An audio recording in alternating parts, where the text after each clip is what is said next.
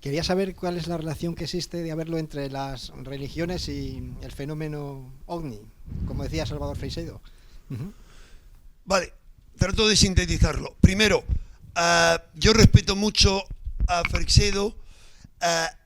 Lo único, ¿por qué? Porque sobre todo él ha desarrollado una concepción moderna de una corriente con la que yo comulgo bastante, pero no es todo, que es el gnosticismo.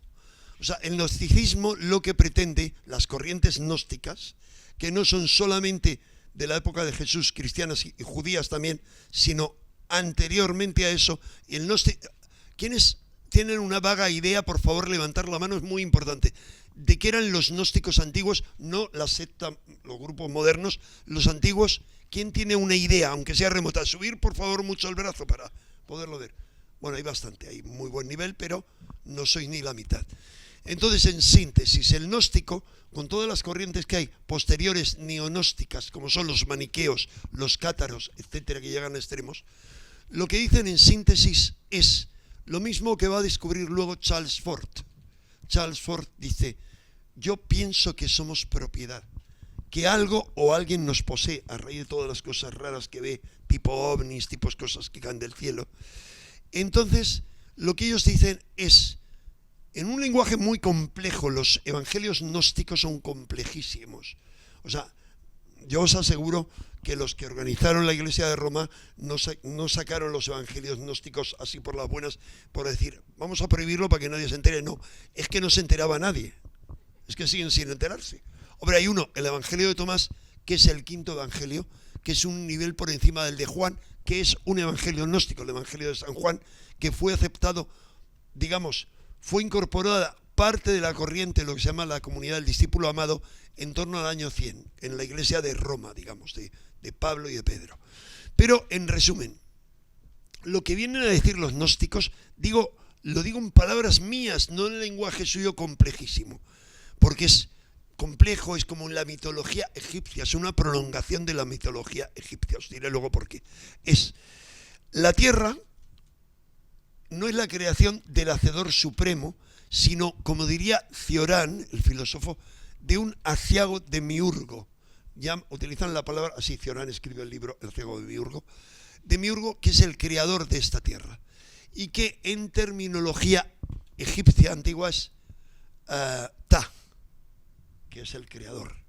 Bien, luego os diré por qué os digo tanto eso de Egipto, por qué lo vinculo tanto. Y entonces, ¿qué ocurre? Que hay toda una serie de seres que poseen este mundo y que les interesa nuestra ignorancia y que de alguna manera se aprovechan de nuestro sufrimiento. Desde el punto de vista de los que os contaba antes sobre la evolución, yéndonos a visiones como la de Gurdjieff, hay otras, Gurdjieff es heredero y formaliza una tradición más profunda, es, digamos, que al igual que nosotros nos alimentamos del reino animal, no somos el reino animal, sino una especie de transición de lo animal a lo suprahumano. Y el reino animal se nutre parte de las partes más superiores de otros animales y de vegetales. El reino vegetal se nutre a su vez de lo mineral y nosotros de todo, porque bebemos agua, todo. ¿Qué es alimentarse? Alimentarse es, a fin de cuentas, el proceso básico en el que se fundamenta toda la evolución, según Michio Kaku también. Os recuerdo, o sea, ¿qué hacemos al alimentarnos? Incorporamos energía e información. Esa es la síntesis. Kaku se hacía eco de la clasificación de civilizaciones extraterrestres de Kardashev, que es civilización tipo 1. Nosotros seríamos 0.3. Es la que ha logrado dominar todos los recursos energéticos del planeta, creo que era eso. La tipo 2 es los recursos de su estrella, del Sol y de todo y la civilización tipo 3 de la galaxia en la que viven. O sea, dominan la energía. Todo es una cuestión de energía. O sea, siendo reduccionistas, y es bueno ser reduccionista cuando al mismo tiempo seas trascendentalista, dar un salto de un lado a otro. Siendo reduccionistas, nuestro cuerpo es una máquina y esa máquina tiene 3 procesadores y se alimenta de alimento físico, alimento gaseoso, ¿vale? El segundo cerebro, y el tercer cerebro de energía a base de impresiones. Esa es un poco la idea, y perdón, me perdí un poco porque la pregunta específica, disculparme, era... Vale, entonces en síntesis, perdón, me fui por los gnósticos y digo yo, ¿a dónde he ido a parar?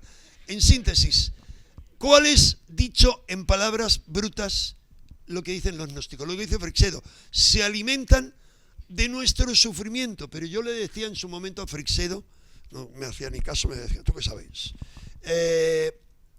Que hay seres que se alimentan del sufrimiento humano, de las muertes, de los sacrificios de sangre, por eso hacían sacrificios, etcétera. Pero hay otro tipo de seres, lo que llamamos los ángeles, que se alimentan del amor, de las oraciones, de las emociones positivas.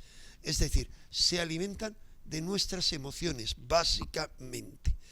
En ese sentido, tiene pleno sentido que la religión organizada contribuye finalmente a que los dueños de este mundo, que son esos seres de esa tesis, que son quienes manejan, os hablaba de fuerzas oscuras que dirigen lo último, que se pueden adueñar, pueden poseer o obsesionar a gente como el presidente de Estados Unidos, y de hecho se obsesionan y posesionan con otros, o influyen, lo que les interesa es lo suyo, mantener el chiringuito. Dicho en otros términos, siempre hay que plantear muchos puntos de vista.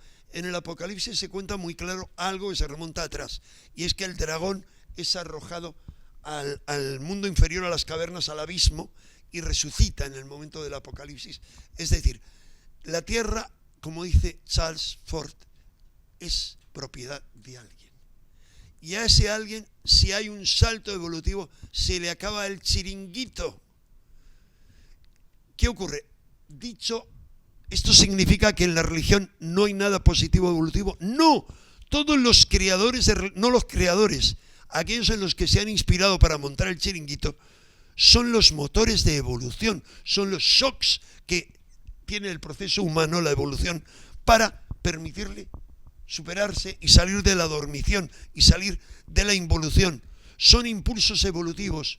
Jesús, Buda, Mahoma, todos son impulsos evolutivos, y el que se manifestará en nuestro tiempo, que no tiene el nivel de estos, son impulsos evolutivos. Todos lo son, pero como dice Krishnamurti, contaba un cuento, dice, un diablo le dice al otro, oye, al diablo jefe, que ese hombre ha encontrado un trozo de la verdad, y le dice al diablo jefe, no te preocupes que ya verás que pronto la organiza. Eso es todo.